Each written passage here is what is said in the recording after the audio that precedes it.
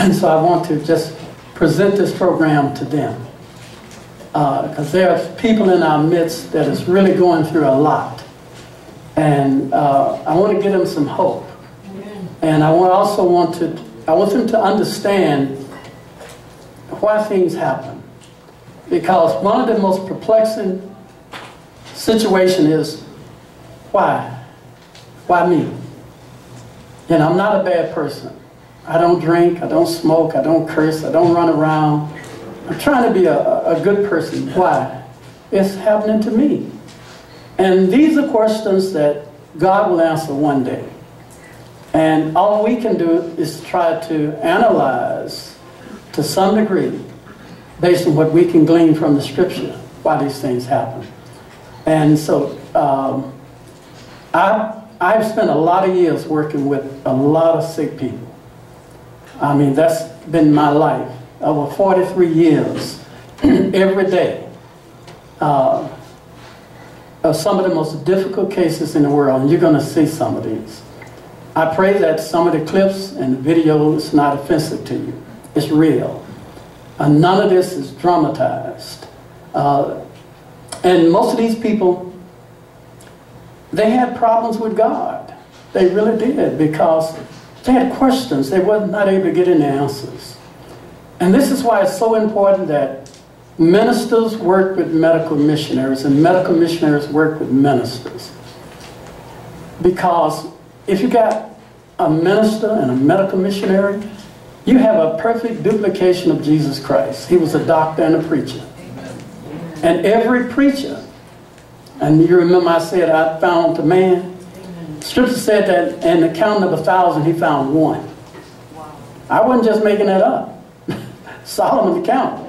He said, out of 1,000 I found one. And what I'm simply saying, that a minister, he had to be concerned about the physical and spiritual health of his people. You can pray all day long, and if you won't attempt to carry out what you ask God to do, then your prayer means nothing. You're not saved by works, but faith should prompt some work. Amen. So don't get on just pray and sit back, God, I'm not going to do anything now. I done prayed and asked you, so it's a done deal. No, God expects you to get up and try to perform what you've asked him to do. And he will give you strength to do it. Okay? If we hope to wear the crown, we must expect to bear the cross. Do we really understand the implications of this? Because, see, the gospel that's been presented to us is a gospel of a pie in the sky. That, you know, I got cattle on 1,000 hills, and I got all of this, and it's a good man-pleasing gospel, but it's not reality. And I want to deal with the reality of the gospel in health here as I deal with cancer. If you hope to wear the crown, and we all are looking for that day, but you will never wear the crown unless you're willing to bear the cross.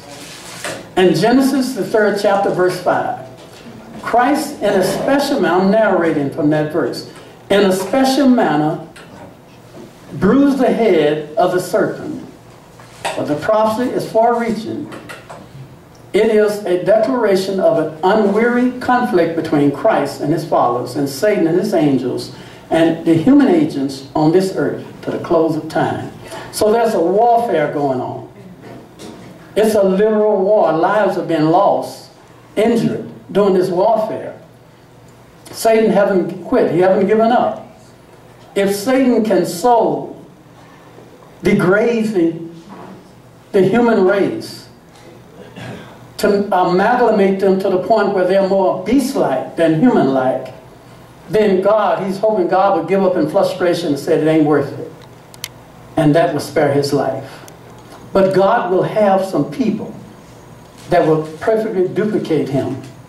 There will be some. May not be a lot, but my hope that some will hear the word of the Lord.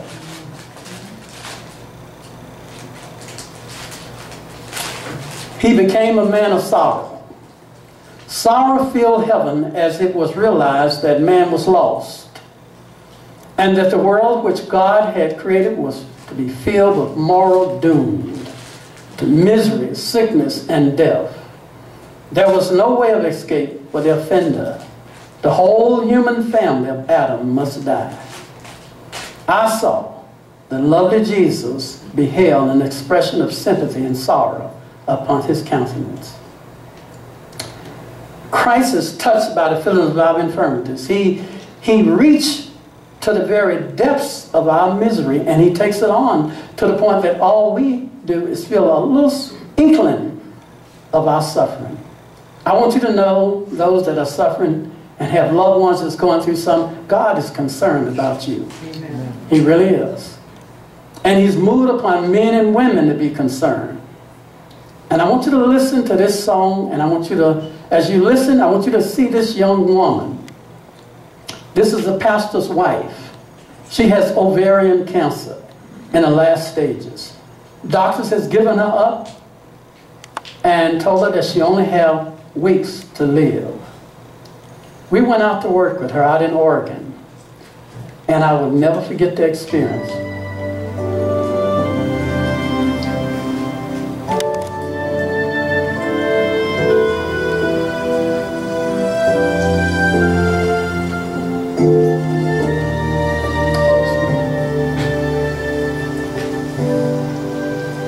Timeless thing, earth and heaven will pass away.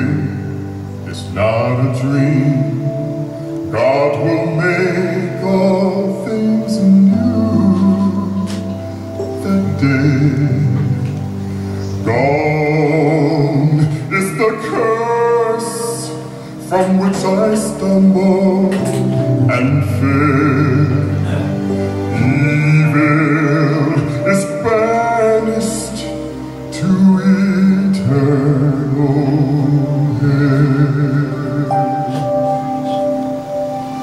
No more night, no more pain, no more tears, never crying again.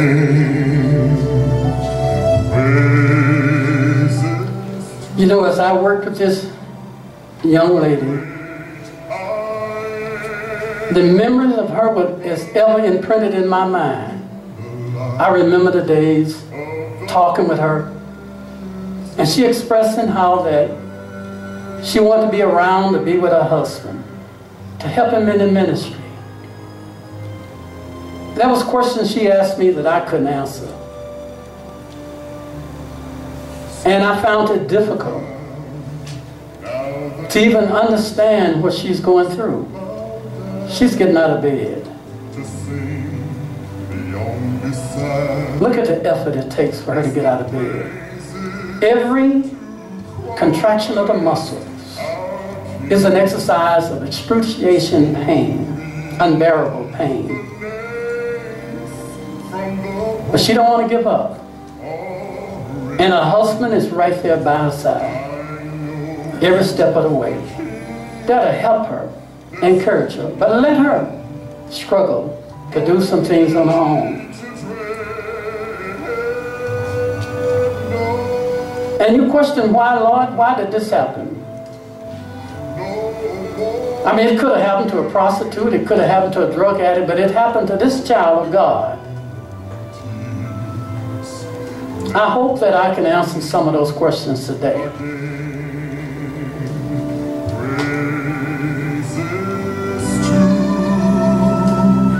The great I am, we're gonna live in the light of the risen Lamb. See over there, there's a mansion prepared just for me, where I can live with my Savior eternal.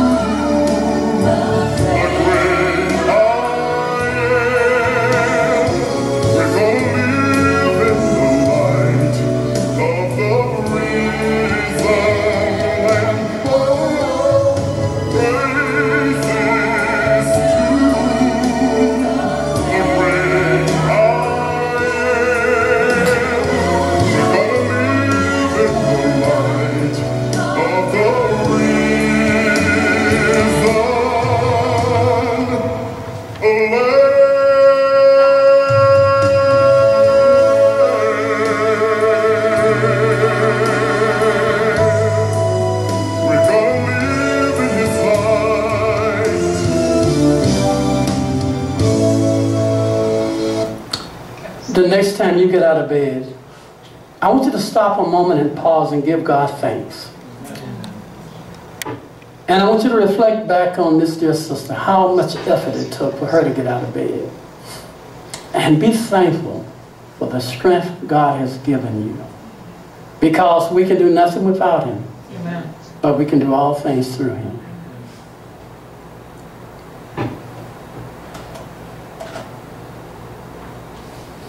Physical suffering can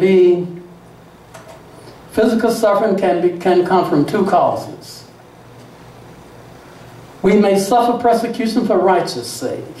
In Matthew's 5th chapter, verse 11. Blessed are ye when men shall revile you and persecute you and say all manner of evil against you falsely. In other words, God's saying it's a blessing when people slander you and when people talk evil things about you and spread lies about you. God says it's a blessing. These creates mixed emotions in our mind. The natural instinct of man is want to retaliate, want to vindicate his character, stand up and rebuke the injustice. Sometimes we're ashamed when people talk about us and literally mar our character in the mud. God said, do it for my sake. You see, God is asking something out of us. We've been asking something out of God all our life. God, I need a car. God, I need a house. God, I need this and I need that. All God is saying, are you willing to suffer for my sake? And just think about it. He's asking us, humanity, to give Him something. And He said, rejoice and be exceedingly glad, for so great is your reward in heaven. So persecute they the prophets that was before you. God is simply telling us that the suffering, the abuse that you're going through, He said, I want you to know one thing, you keep good company. There have been many that have gone before you that have suffered in like manner. You're not alone in your suffering. And understand, if you're not being persecuted, you're not doing the will of God. I had an opportunity to work with this young child right here. He's 23 years old now. He was born in a world of misery. He never experienced the young children running and playing and having fun outside. Never had that experience. His life was a life of disgrace and shame. Could never walk, could never ride a bicycle. As you see these people, just think how blessed we are. You are a special creature because it could have been you. I went to see this young man out in Fresno, California. And when I walked in the house, he had his face in a pillow on the floor. And I stood over him, looking down at him, and I'm trying to figure out what in the world am I looking at. Every spot on his body is a cancer growing. He has thousands of spots all over his body, and each spot is growing cancer, lumps all over his body. Now you get an idea to meet David. Some of the tumors has been cut away so he can see and breathe. I remember talking to him and I said, David, I've come to see if I can remove some of those tumors off your body. You see, I am an herbal surgeon. Now, that may sound strange. Probably most of you never heard of that. But I specialize in herbal surgery. I do a lot of it. I've done thousands of herbal surgeries where I can take tumors out of a person's body without cutting them with a knife. I don't use a knife to cut them. I can mix herbs and minerals together that will eat through the skin and pull the tumor out. That may sound fanaticism to you, or fanatical, but it's a fact. It's an old technique. I did not create the technique. The Indians did this many, many years before I was born. They use an herb called bloodroot. Bloodroot is a proteolytic, has proteolytic enzymes in it that act on protein, in particular dead protein, by mixing and one or more elements together, I make a compound out of these herbs to strengthen the proteolytic enzymes in these herbs, and I can lay it on the skin and it will burn a hole in the skin and pull the tumor out. I told David I would remove these tumors off his body, and he told me, he said, no more doctors going to cut on me no more. He was tired of suffering. He really was. He had went through so much. And I left there, heart broken, touched by this young man. I couldn't really help him. He wouldn't let me. Wouldn't even let me try. But from that, I put together this program. I came home and I put together the dissertation I'm sharing with you. And it's difficult to give this. This is one of the most difficult programs I've ever given. It really is. If the will of God be so. 1 Peter 3:17. For it is better if the will of God be so that ye suffer for well-doing than for evil-doing.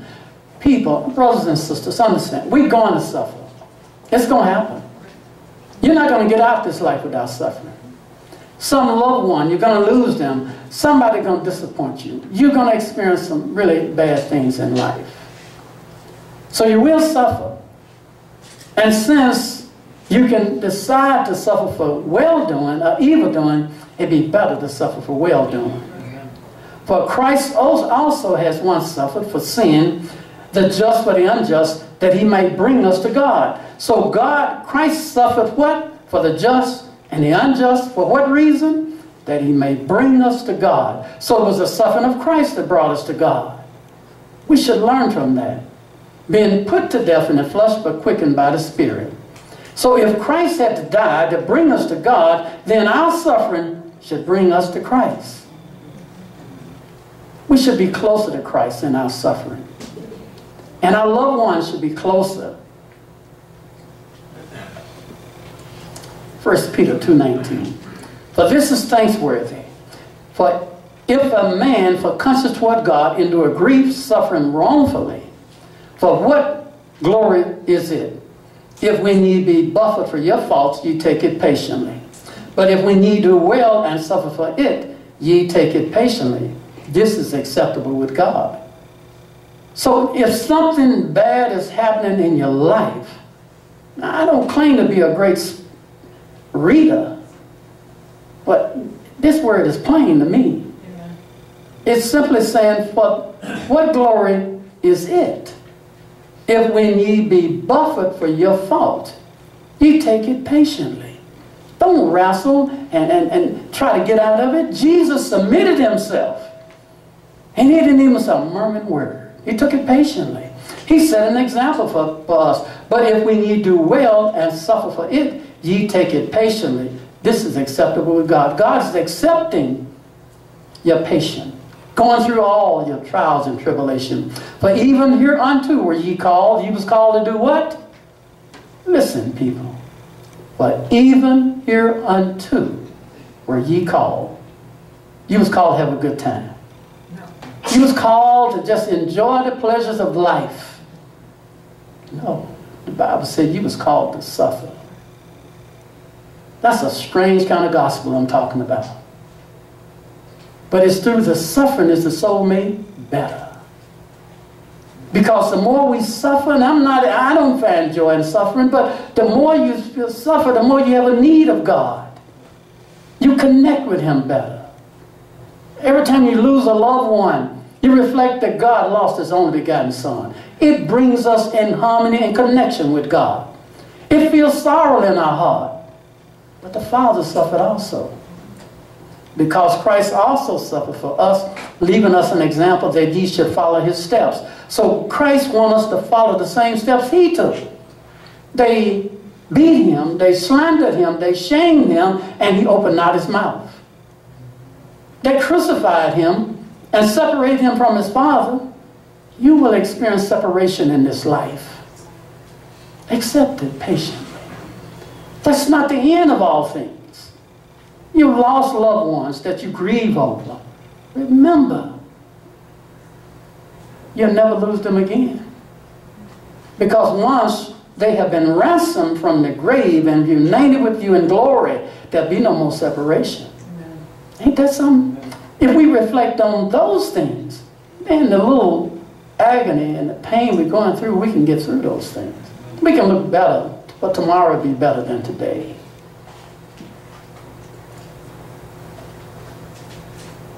The lesson is for us. Many think that in the Christian life, they will find freedom from all difficulties. Sometimes that's the reason why people join the church, you know. They say, I'm going to go to church because there's love and peace there and everything. You don't have to worry about nothing. But everyone who take up the cross to follow Jesus come to the Rephidim in his experience. Life is not all made up of pleasure, of pleasant pastures and cooling springs. Trials and disappointments overtake us. Privation comes. We are brought into trying places. So God allowed these things to happen. Conscience-stricken, we reason that we must have walked far away from God. And sometime when these sickness come, and I'm going to be dealing with it in a little bit, you be patient with me. Sometime when these things come, young woman come down with breast cancer, and it really eat away at her mentally and spiritually. It eat away because it robbed her of her femininity, and that it takes so much from her. And thoughts start being entertained, have I done something so horrible and walked away from God? Those are the sentiments of Satan himself. God found no pleasure in the mutilation and the suffering of your body. God found pleasure that in spite of it, you can rebuke it and say, I can do all things through Christ who helped me. We must have walked far away from God. That if we hadn't walked with him, we should not have suffered so. So all this doubt crowds the mind. But of old the Lord led his people to the Rephidim, and he may choose to lead us there also to test our loyalty. He does not always bring us to pleasant places. If he did, in our self-sufficient, we should forget that he is our helper. He longs to manifest himself to us and to reveal the abundant supply at our disposal.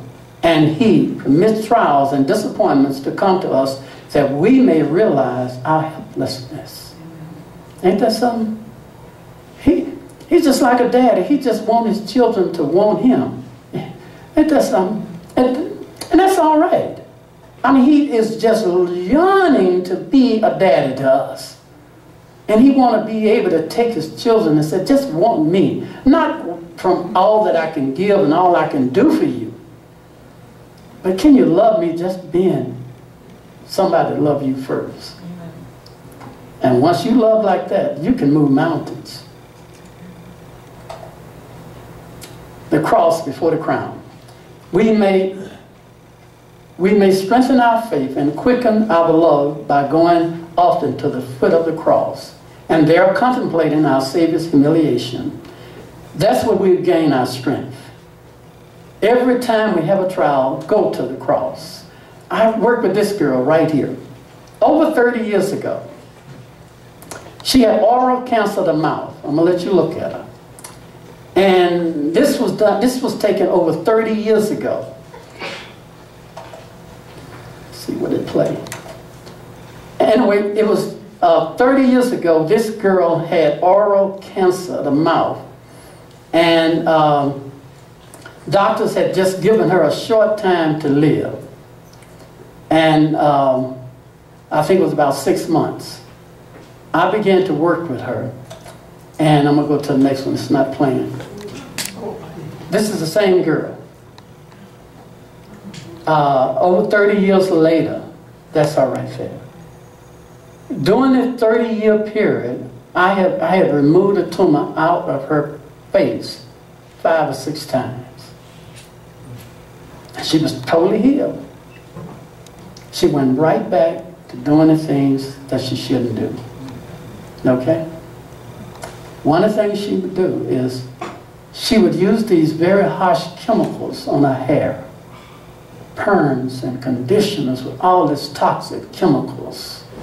The reabsorption of these chemicals back into her brain and her skin caused her to have oral cancer of the mouth. Have you ever seen people, they do these perms and these conditions, and they'd have gloves and masks on. And that should frighten you to death. I mean, you go to the doctor, they're going to give you radiation. They come out with these tongues, you know, with the little cup, and they holding it out like this here and tell you, take that, drink that. They scared.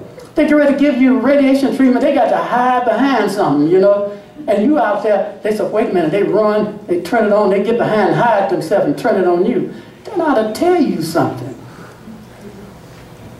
Anyway, over 30 years later, that's her right there. Now this is the same girl, that's her today. You can't hardly make out what she looked like. Can you imagine? What if that was you? What if it was you and somebody said, let's praise God together? Would you have a difficult time giving God praise? But this is mentally, this is where these people are. But this girl here, she still praised God. I got to hand it to her. She is an unusual person. Most people, they get so frustrated with God that they just can't do it. That's her right there. That was 2014. Now this is a child of God, creating the image of God. A horrible way to die. That's her right there. That's when I last seen her right there. She's still alive. And I mean, she's been fighting this battle over 30 years. Now you saw David, you saw this lady, you saw their suffering, and it touched your heart because you wanted, Lord, have mercy. The suffering that people go through. And tonight you're going to reflect on that. After this meeting, you're going to think about all the cancer and all the tumors and all the suffering. You're going to think about it. I know it because it's imprinted in your mind. But the next slide I'm going to show you, I hope it be the first one that you reflect on. Because it exemplifies the very apex of suffering.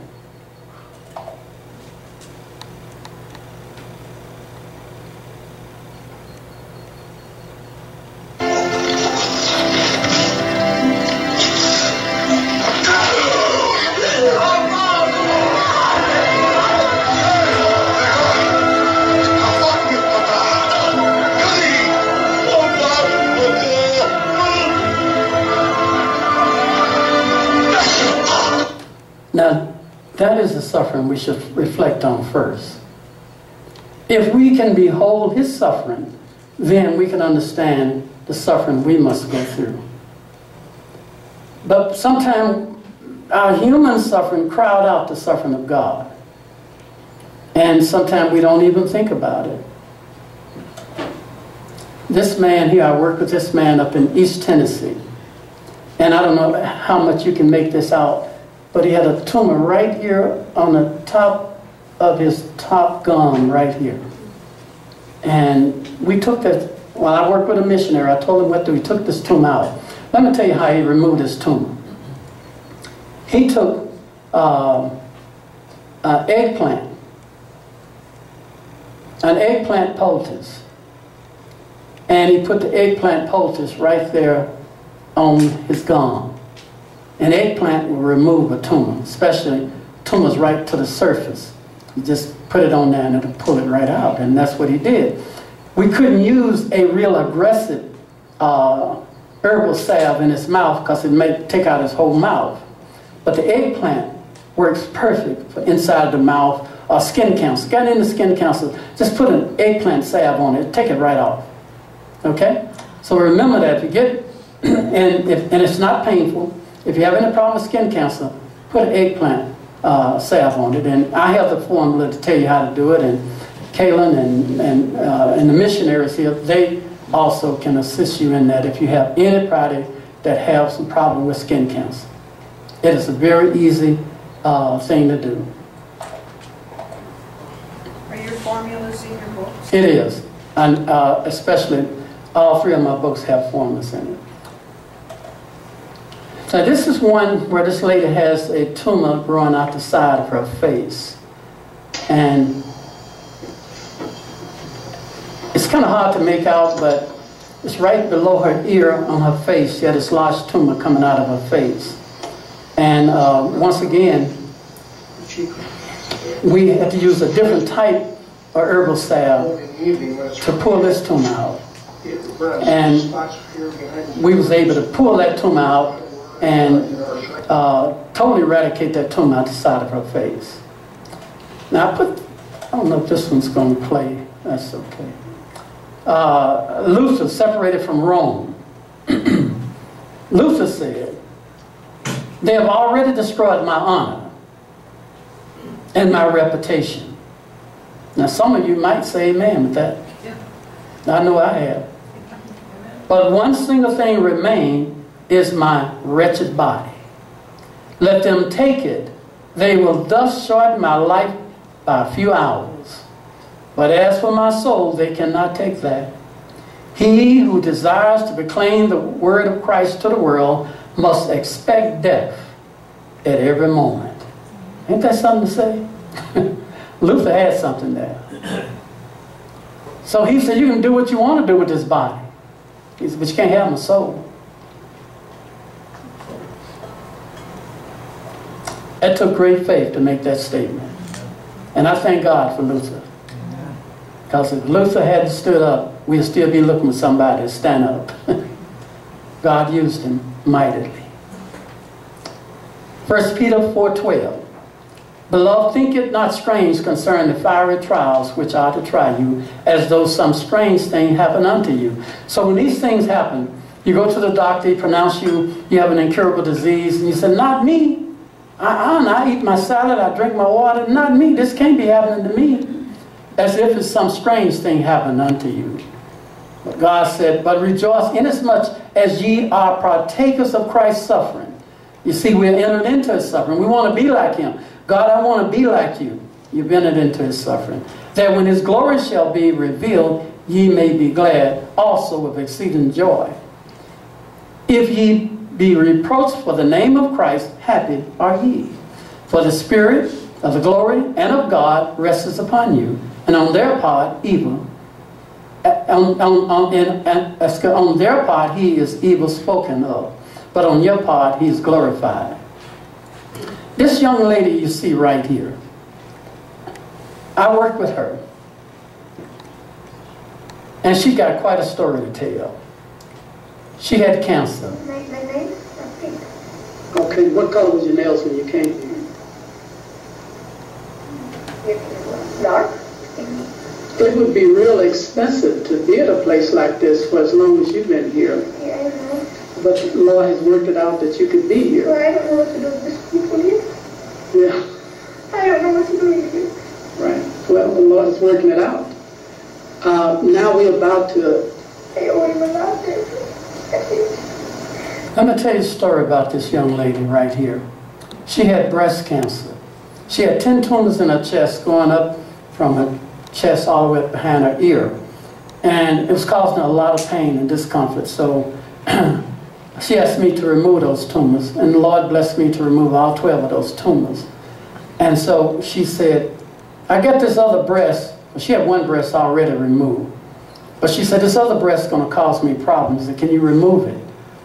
I said, I'll take the tumor out of it, but I won't take the whole breast off. She said, no, take the whole breast off, because it's going to give me trouble. And I said, well, I never have taken off a whole breast, but I'll pull out a tumor out the breast. She said, no, I want the whole breast off. I said, no, I'm not going to do it, but I'll take the lump out. She said, okay. I put these salve on her, but I put it in the wrong spot. It went through her breast and killed the whole breast. When I took the bandage off, the breast fell off in my hand. And now I got this funny feeling going, you know. You ever had that feeling like 1,000 ants crawling all over you? That oozy kind of feeling? That's what I got when I saw that. I'm holding it in my hand. And the meat, just clean cut meat, pink meat, took it right off. And she was very happy. This girl had a very sad ending. She fully recovered. She was walking 5 miles a day, having a good time, eating, no pain, healed up. She found out that her husband was living a double life while she was sick. I'm bringing this out because, see, sometimes when you work with people, the husband or the wife is sick. And sometimes they're sick a long time. Now, and sometimes those hormones ain't sick, you know, especially the mate that ain't got a problem, don't have a problem. Anyway, I'm saying this is that stick by your mate. Stick by him. If God raised them up, praise him. If God don't, praise him. That's to stick by them because they need your strength. This man did not stick by her. She went through all the suffering for her family and found out he had another situation. I came in, I talked with her one day because she said, Brother Wilson, she won't eat, she won't drink. I said, come on, sis. I said, you got to eat and drink. I said, you will. She said, Brother Wilson, I don't want to live. I did all this for my family. I have no reason to live. She literally starved herself to death. And we watched this girl die. And that was the most horrible thing I ever experienced. And that's why that the love that you have for your mate is the greatest medicine you can give them. So don't give up on that. I'll tell you a little about John the Baptist. You may have some misunderstanding about him. John the Baptist is a typical example of some of our misunderstanding. The mystery of his dark providence, our human vision cannot penetrate, but it can never shake our confidence in God when we remember that John was but a sharer in the suffering of Christ. Now let me tell you a little background about John. John was incarcerated and put in prison. Jesus was in the town. John said, I wish Jesus would come by here so I can just see him for a moment. Jesus would go across mountains and down hills and valleys to meet one little peasant woman that begged for the crumbs that fell from the children's table. He would go mingle with lepers that smelled like a dead dog that's been dragged in, and he loved to be in their midst. He would be in multitudes that was pulling and cleaning at him, but when John said, can you come by here for a small moment, did he go? He didn't go. Could he have went? Hey, he could have. Why didn't he go? Now you know Satan is telling John, Jesus don't love you. He's right here in the town, he won't come see you. Deny him. Did you know why Jesus didn't go see John? Because John was a sharer in the suffering of Jesus Christ. Now what is that talking about? You remember when Jesus was hanging on the cross?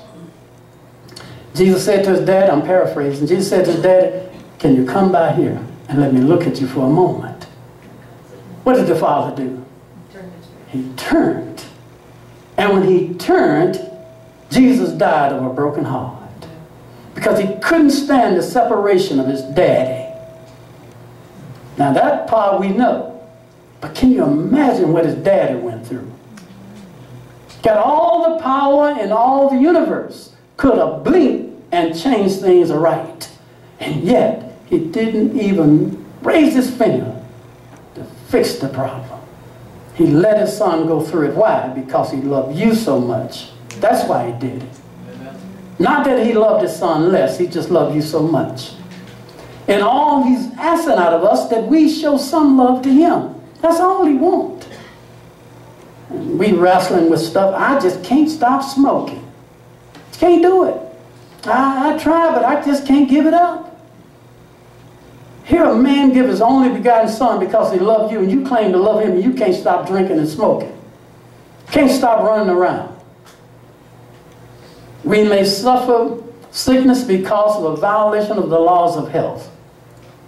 It may be the result of a violation of God's law, his spiritual law and his natural law.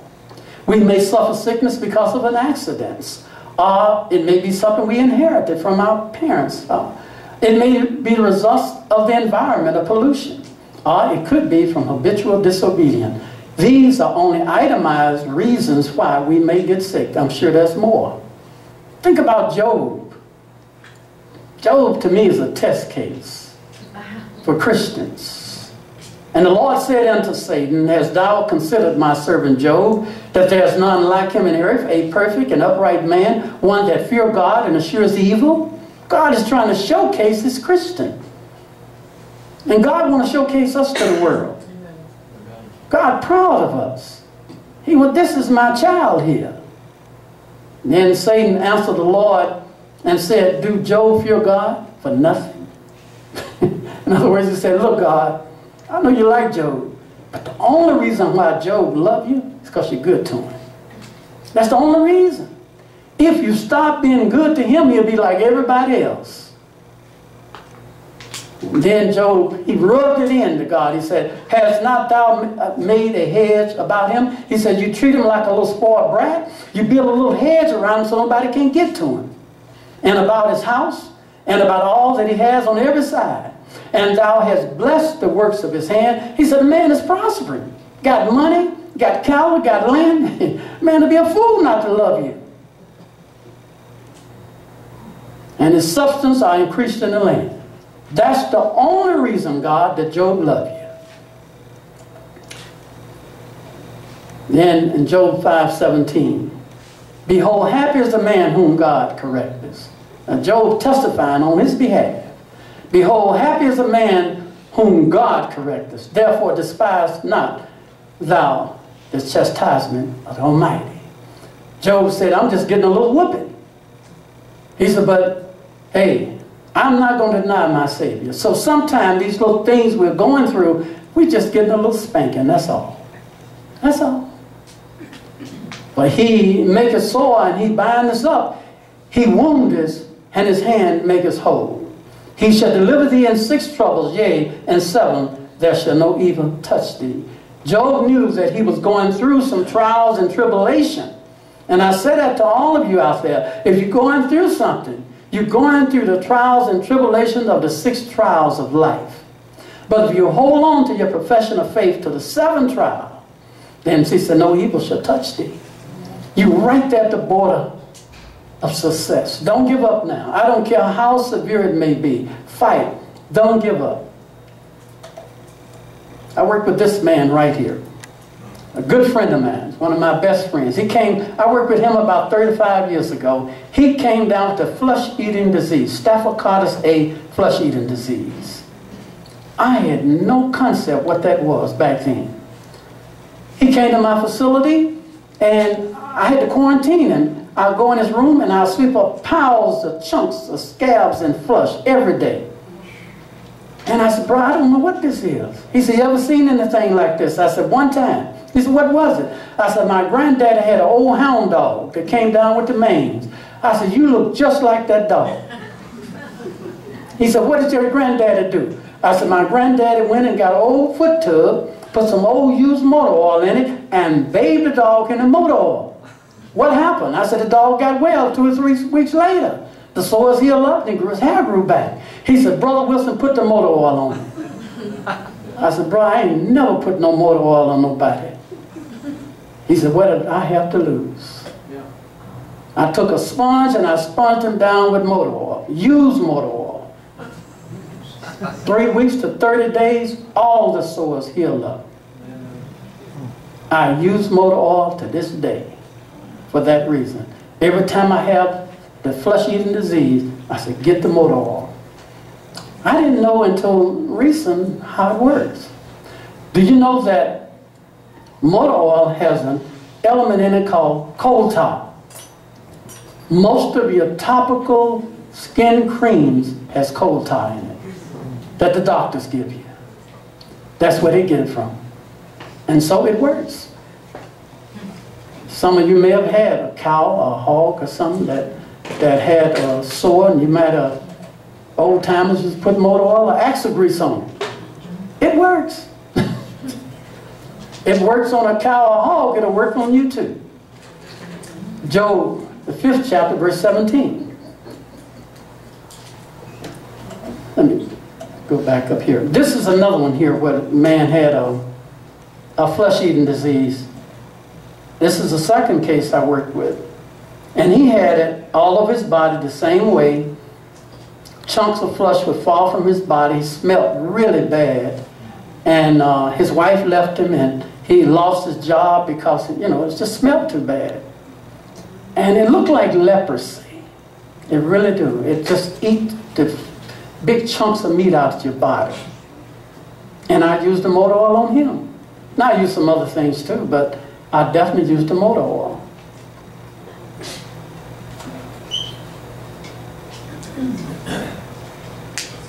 And then Job, in his final testimony, he said, though he slay me, yet will I trust in him.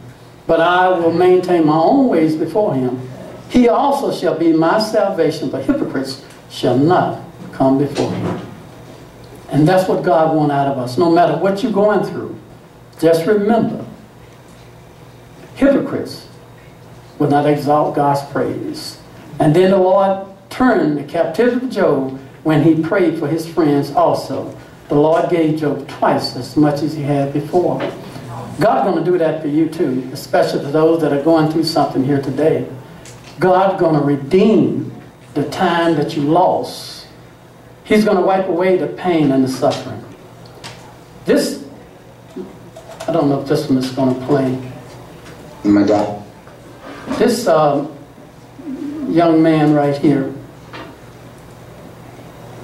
Well, y'all, my computer is deciding they want to do a thing on me here. Just give me a minute. It decided to do something else. When you depend on this technology, you don't know what's going to happen.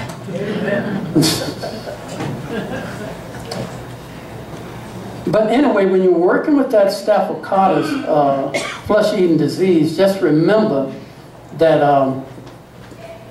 that motor oil is just one of the things we do. There are several other things you need to do to clear that up. Now, this is a case that I worked with the Alzheimer's right here with this old man right here. And that's me. That's back in 1991. I'm the tall, slender guy right there. Had a little youth on me back then. But this man, when I was telling you about the man that I took care of for 6 years, that's him right there, Brother Carson. And I tell you what, I really missed that old man. He was the joy of our house. I remember the days sitting out under the shade tree, eating watermelon with him, and just the beautiful times we had together, and see how God recovered him from Alzheimer's. That's him. He told me, he said, Brother Wilson, I want to be baptized before I die. And so we took him out into the lake, and we baptized him. And so I'll never forget it. I looked to see him in the kingdom. I'm going to show you another story about Paul here, and then I'm just going to go through some clips, and then I'll be ready to stop. Paul had a body affliction. He thought that by earnest prayer, the difficulties might be removed. But the Lord had his own purpose. And he said to Paul, speak to me no more of this matter. In other words, Paul kept coming back to God about this problem. And God said, Paul, don't come to me no more about that. I don't want to hear it. He said, my grace is sufficient. I will enable you to bear your infirmity. So God will give you the strength to go through it. No matter what you're going through, don't keep praying, God, if you're going to heal me. And the next day, God, I want to know you're still going to heal me.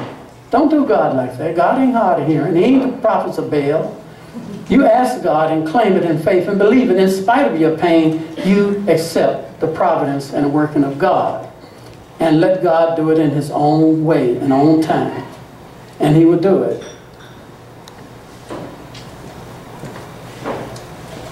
This is one here, a girl that I worked with up in the pit play here. I worked up in Alberta.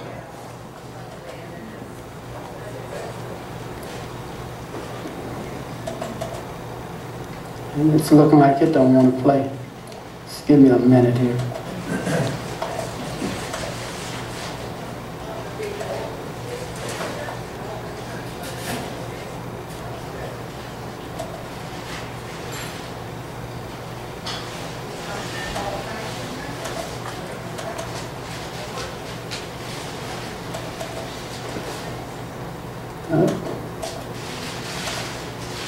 I'll just go. Now, this is a girl that I worked with that had breast cancer.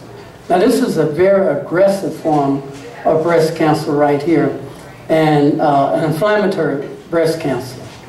And it's very difficult to work with because it is already metastasized, and this whole breast has been eaten away by the cancer cells. Now, I explained to you a little later how we're able to effectively take these tumors off. I'm just trying to get down to some pictures so I can save some time. Problems. So you can see that no matter what that cancer may be, there is some hope. There are some things can be done.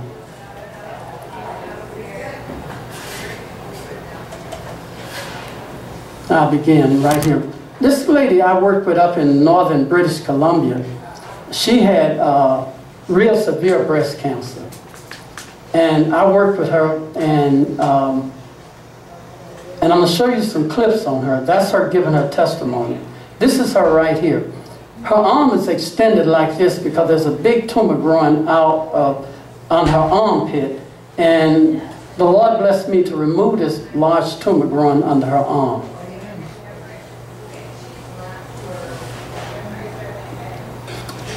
Now, I had to force this tumor to come out of her chest because it was growing inside of her chest and it was going to kill her within months. So we had to force it to grow on the outside so that we could remove the tumor. Now, this is the same girl right here.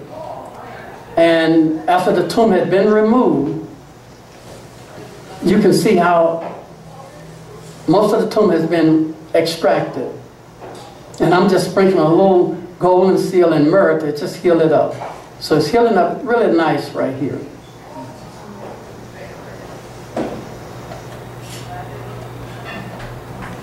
And this is another girl. This is a Jamaican girl. She had a really small tumor growing in her chest. Now what you're looking at, that is not her breast. That is a huge tumor about this size. And it's growing on the top of her chest over her breast, but not her breast. I just want you to understand, this white looking mass, that's a tumor. Now, all of this was growing inside of her. If we don't get this out, she's going to be dead in a matter of months. So we had to apply a drawing salve that would pull it outside and make it grow on the outside. Now it's growing on the outside. Now we can effectively kill it by putting another salve on it that will cauterize it, dry it up, and kill the tumor mass. That's how we was able to save her. She's alive and doing real well. She's going around doing health talks on breast cancer. And this is the same girl right here. One of the most amazing things about her, she had this big tumor, and you can see she was losing so much necrotic fluid, the lymph fluids, that everything she put on, she wet it up. She wet up the whole bed because she had all this drainage. So I took a Ziploc bag and I put it around the tumor and taped it to the tumor so that it would catch the lymph fluids. See, that's the lymph fluids right here. And she was so happy with that. She could go and shop with my wife and go to town, you know, and she'd have this bag on. And I thought that was amazing how she was pleased with just this little bit of success. But God was not to be undone. We was able to remove this tumor off of her. She's alive today and doing real good. But that's her in the early days. And one of the greatest blessings with her is that she, after she went home, she, her and her husband hadn't been together in a long time because she'd been sick a long time. So they're going to try to catch up on lost time. You grown people know what I'm talking about. But I made a mistake. When she came there, I forced this young girl into menopause because she had an estrogen-stimulating cancer. The cancer was driven by estrogen hormone. So I blocked the estrogen hormone by increasing her progesterone and testosterone, So now it put her into menopause. So at that point, she can't get pregnant. And it stopped the cancer growth. She went home, and I didn't tell her to be careful. She went home, she got pregnant just like that. So she called me back. She said, Brother Wilson, I thought that when somebody had cancer like this, they couldn't get pregnant. I said, oh yes, Sister Wonders, I forgot to tell you, I forgot to do something. I said, but it's too late now. But her and her husband was elated. They was very happy. They had a little baby boy. And now he's, what, 7, 8 years old now. So it turned out real good. This one here is a man in Washington State, had a big tumor growing on the side of his face, about the size of a cantaloupe. And I knew he couldn't take much pain. So I told the missionary, I said, take a lump of figs, you know, dried figs, heat them up, sprinkle some bloodroot on the figs, make a poultice out of it, and apply it to the tumor. He did, and it removed the tumor off the side of his face. Y'all know this from the book of Isaiah, the 38th chapter, verse 21. For God told Isaiah to take a lump of figs and lay it as a plaster, and he shall recover. Do we believe that? Okay, now I give you something you will believe. You believe that Jesus Christ is the Son of God, right? You believe that. You believe he came up out of the grave. You believe that, right? It is the same Jesus that told Isaiah to take a lump of figs, lay it at a plaster, and he shall recover. It's the same Jesus that spit in the dirt and made clay out of it, lift the clay poultice up, put on a man's eyes, told him to go and wash, and he received his sight. It is the same Jesus that healed up a woman that had an issue of blood. She had a female bleeding problem. He healed her. That's the same Christ. And he's saying, take a lump of figs and use it as a poultice, and he shall recover. So if you got breast cancer, follow God's prescription. Go buy you a bag of dried figs. Heat it up. Put it on there. Pray and say, thank you, Jesus. That's simple, right? That's the big problem. Out of all my research with Jesus Christ, I came to one conclusion. I found one thing wrong with him. I'm sorry, I did. He's too simple. And I'm too complex. And God is looking for simple people that would use simple means by which he'll get all the glory. God don't need the fancy apparatus of this world. All he needs is simple faith. So God can take a lump of figs and heal breast cancer. Well, he took a lump of clay and made a man. Now, why can't he heal breast cancer with a lump of figs? The only thing like is faith. This lady right here, I worked with her. You can't hardly make it out, but she had a big tumor sticking out of her side right here. I was up in northern Canada with her. And right on the end, this tumor burst open one night and shot all kind of necrotic fluid everywhere. And it deflated. And it was a wonderful experience working with her. And we used a fig poultice on her to do that. I tell you what, I'm going to get ready to stop, and maybe I can entertain some questions from you. And maybe I can cover more. I just go through a couple more right here. I definitely want you to see this one here that a friend of mine's named Rex, he had cancer of the face, oral cancer of the face. And I worked with more brain cancer and oral cancer this year than last year than I ever in my life. I think it's associated with the cell phones myself. Now y'all may think I'm fanatical, but I do. But anyway, you can see Rex. I'm putting a little golden seal salve on there to heal it up. I've already removed the tumor out of his face. That's him right there. It's right after I had taken the tumor out. It's swollen real bad. And the doctors wanted to take out his eye, part of his brain, and the whole side of his face. He told me, no, I don't want that. He said, Brother Wilson, I want you to do it. I said, Rex, I've never dealt with this like this. He said, I'd rather trust you than to trust them. And so I said, if you got that kind of faith in me, I'll do it. And so I went ahead, and God really blessed. This brother had a lot of faith in me, and I trusted God that He would lead us, and I was able to successfully to remove that tumor out of his face. This is another one right here. In St. Lucia, I worked with one of the missionaries, and it took the big tumor out the side of his face. And he used a poke root poultice. Poke root. If you have any kind of tumor in your body, you want to get it out, poke root, P-O-K-E. That's an herb that grows wild all through the South. We used to eat it, black people eat it, call it poke salad. How many of you heard of poke salad? Yeah, just take the root.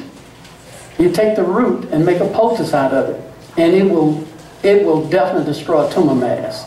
You can take the leaves of the poke salad leaves and juice them, and I'm not going to tell you how to do it because it's too dangerous, but you can take the leaves of the poke root and juice them, and you have to drink it, and you have to squirt a little in the rectum, and you can totally wipe out HIV and AIDS infection.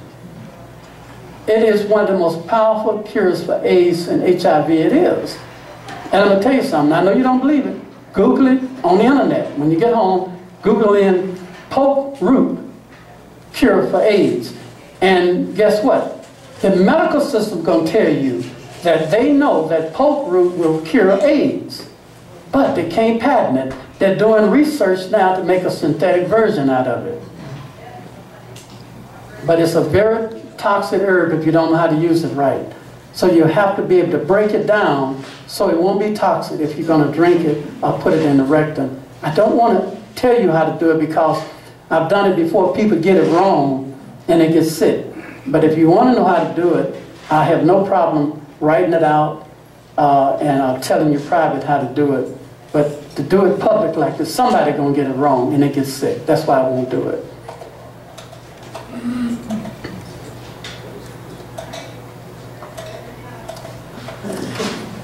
I'll stop right there, and you can go ahead on and ask some questions for those that have some questions. Yes? Now, you made a comment about poke root and AIDS. Now, could poke root also help with hepatitis C? It does, because the same virus. It's the immune system with hepatitis C. Okay. So you definitely want to do that with the poke root with that, yes. Anyone else? The oil for psoriasis, would that work for psoriasis? The oils? The motor oil? Yes, it will. It will moisture the skin, take the dry flakiness out. But psoriasis is a problem with the liver. You want to detox and put them on a liver detox program. And then use some type of topical cream like motor oil or something like that would be fine. But you definitely want it with psoriasis. You always want to clean that liver out. Coconut oil would work. Coconut oil would be fine if you detoxify the liver. This picture right here is somebody, this lady here have cancer by the whole chest, and we use the infrared light. That red light that you see is that infrared light, 250 watts, that we're shining on her. We shine it right into the tumor mass, and that is a very effective treatment. Did I see someone else? Yes. Where would you purchase like the fig leaves and the poke root? The figs? The leaves and also that. Well, you would get the dried figs from, almost anywhere, just the dried figs. The poke leaves, you're going to have to order those. Who do you suggest? Pardon? Who do you suggest to order them from? Some of your major, I tell you what, Google in buy poke root or poke leaves. And a number of companies will come up. Now, we buy it from AmeriHerbs, Star West, all those herb companies. I pick all of my pokeweed because it grows all around my house everywhere, so I don't have to order in it. My fig trees grow there, so we just go out and get the leaves. But I know you don't have it here, but just Google it in, and you can get it like that. Yes. Anyone else? While you're doing that, I'm just going to show you different pictures of different people I've worked with over the years. Yes. I seen a hand somewhere in the back. I was going to say Mountain Rose has a lot of good quality herbs. Who was that? Mountain Rose. Okay, Mountain Rose. Okay. I'm going to tell you two of the best herbs I have got the best success out of is Pacific yew tree. Yew tree. Pacific yew tree. They sell it right over here in Montana. I get it at, I forgot the name of the company. Bighorn but Botanicals. What is it? I think it's Bighorn Botanical. Bighorn Botanical, yes. To me, it's the best. If you're fighting cancer, you want to get that, get with Dana. She can tell you where to get that Pacific yew. Now, I'm going to tell you a little background about the Pacific yew. When Al Gore was the vice president, he signed a bill in Congress that they couldn't harvest the Pacific yew tree because of the spotted owl. They found that the Pacific yew tree, just using it alone, would cure 35 to 40% of all female cancer, which is really good. But because the spotted owl made its home in the tree, they was afraid it would disturb the spotted owl, so they couldn't harvest it. So they did, the government went ahead and told them they could go ahead on, extract some of it, make a synthetic version out of it, and they do. Today, it's the #1 chemo drug in the world. It's called Taxol. I don't know if any of you heard of Taxol. Taxol is made from the Pacific yew tree, but it don't work. It don't work at all. Now, what they do over here in Montana, they go and pick the little leaves and needles from it because it's kind of a evergreen tree, and it grows down the Pacific coast. And so they don't hurt the tree. They just cut the needles off of it and sell it. But I've really gotten good success out of it. I'm going to tell you another one, and I'm going to have to explain this one because this one's going to really touch you a little bit. It's called a hemp seed. How many of you heard of hemp seed? How many heard of cannabis? How many heard of medical cannabis? Medical marijuana? I do not use medical marijuana. Okay? I don't. Now, I'm not telling you what not to do, but I don't use medical marijuana. It works. I'm going to tell you right now, it works. It's a very powerful herb dealing with a lot of different diseases. Down syndrome, cystic fibrosis, cancer, whole lot of things. It works. But it's a tear. How many know what a tear is? Now, if it's a tear, that means God has the real, and you know what it is? It's called the hemp seed. The hemp seed's cannabis. You have the medical marijuana cannabis. You got the hemp seed cannabis. They are twin sisters. One has the narcotic effect, the other do not. The hemp seed do not have a narcotic effect. It's not illegal. I should have brought y'all some here because it's not illegal. I have gallons of it at home. I give it to all of my patients, and I'm telling you, it is one of the most powerful herbs you can get. So the cannabis hemp seed oil, all you need is a half a teaspoon. And for those people fighting cancer out here right now, take a half a teaspoon of cannabis hemp seed oil 3 times a day, drink 1 ounce of Pacific yew tree every day, get those bowels rolling, put them on a good diet program, and you're going to see results. Just doing that. Can you imagine if you follow a complete program? If those bowels are not working, get those bowels going. If they're not urinating, they have to urinate. If they're not drinking water, make sure they're drinking water. Okay? If there's no other questions? Yes. You know, you talk about this hemp seed and the specific yew. Could any of this be used like for a preventive maintenance? Yes. To take it once in a while? I take it. I take it at my age. I take it for prostate to try to keep me from getting prostate. I just take it as preventative. It is just, I take my hemp seed oil, I take my yew tree, I take my herbal chemo, I take my bowel cleanser. I treat myself as if I got terminal cancer. That's what I do. Thank you.